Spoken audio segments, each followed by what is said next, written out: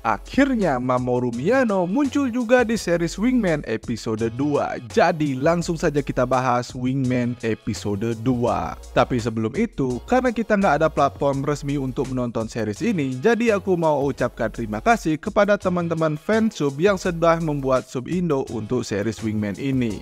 Buat yang masih bertanya nontonnya di mana, download langsung saja di web fansub. Banyak kok pilihannya. Oke, langsung saja kita bahas. Melanjutkan episode sebelumnya di mana Kenta sudah berhasil berubah menjadi Wingman, dan episode kali ini melanjutkan pertarungan Kenta melawan monster yang dia sebut sebagai Seedman. Pada pertarungan pertamanya, meski kini Kenta sudah bisa berubah menjadi Wingman, tapi kekuatannya tidak beda jauh daripada manusia biasa.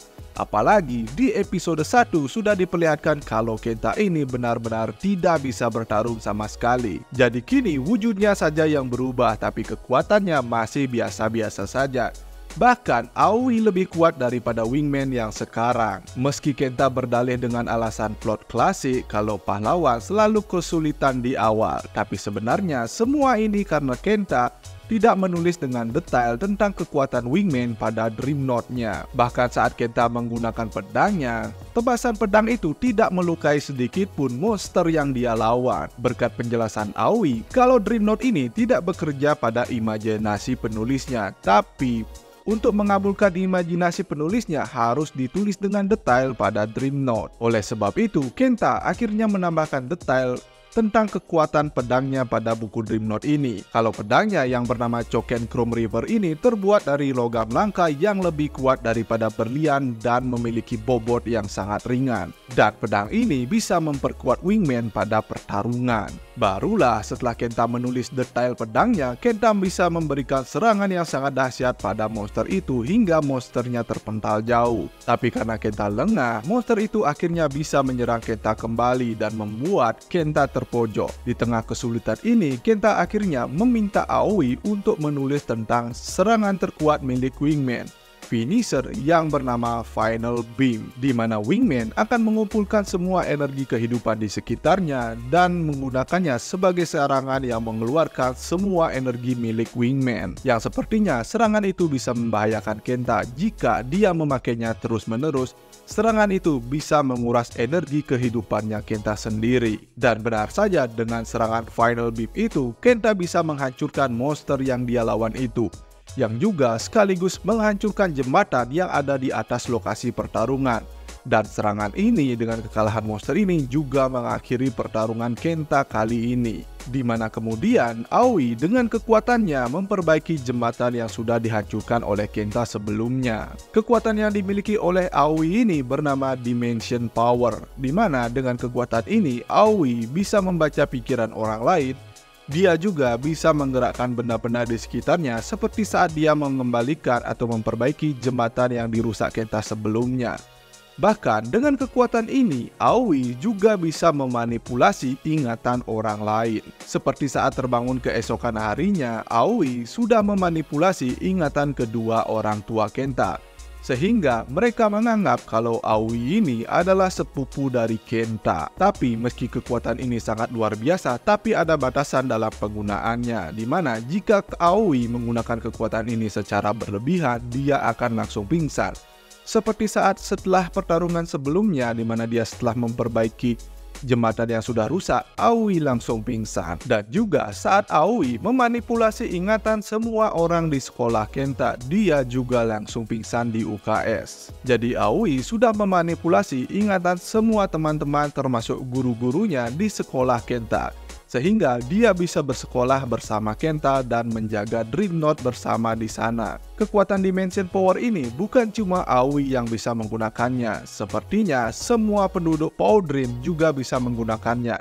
Tapi berbeda-beda tergantung orangnya, seberapa kuat orangnya bisa menggunakan kekuatan dimensi ini. Seperti Kitakura yang bisa menghentikan waktu di episode 1. Jadi karakter Kitakura ini adalah tangan kanan Raja Rimmel, penguasa Powder Dream.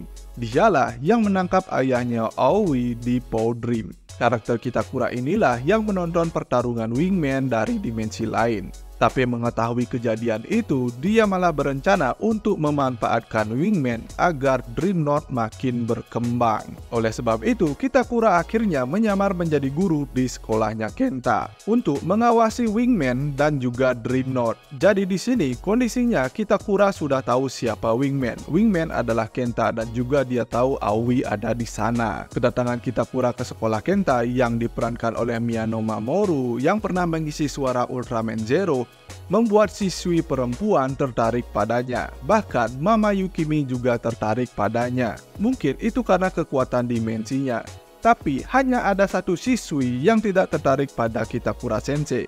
Dia adalah Miku Ogawa. Karena Miku sudah mulai menyukai Kenta. Aoi juga merasa kalau Miku menyukai Kenta sejak pertama kali bertemu dengan Miku di UKS sebelumnya. Bahkan setiap pagi, Miku juga selalu menunggu Kenta datang di depan sekolah. Dan lucu juga melihat reaksi canggung antara Miku Ogawa dengan Kenta yang semakin didorong ke arah romance oleh Aoi. Nah, setelah kedatangan Kitakura ke sekolah, dia langsung membuat kekacauan di sekolah.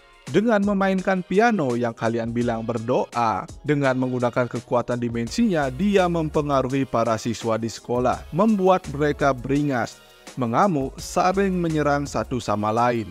Yang juga menjadi penutup di episode 2 ini dengan Miku Ogawa yang berteriak seolah akan diserang oleh Tomo Fukumoto. Pada episode 2 ini juga sudah ada opening dari series Wingman ini yang berjudul Chase dinyanyikan oleh Blue Count. Pada scene opening memperlihatkan semua karakter penting pada series ini.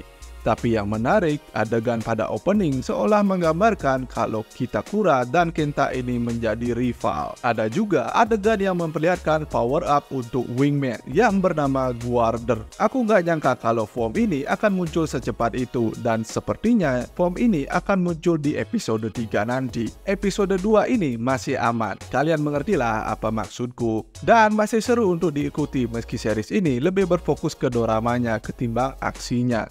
Tapi sekali ada aksinya, itu keren banget. Kalian tahulah siapa yang mendirect series ini. Dan detail menarik juga saat kita diberitahu bagaimana kekuatan Wingman ini bukan dijelaskan secara langsung atau oleh karakter Kenta sendiri, tapi ada proses Kenta menulis kekuatan Wingman itu sendiri. Itu cukup menarik menurutku. Bagaimana menurut kalian? Jangan lupa tuliskan pendapat kalian di kolom komentar di bawah. Seperti biasa, jika kalian suka pembahasan kali ini, jangan lupa like, share, dan juga subscribe. Thanks for watching, sampai jumpa di pembahasan dan berita tokusatsu lainnya dari Drosatsu.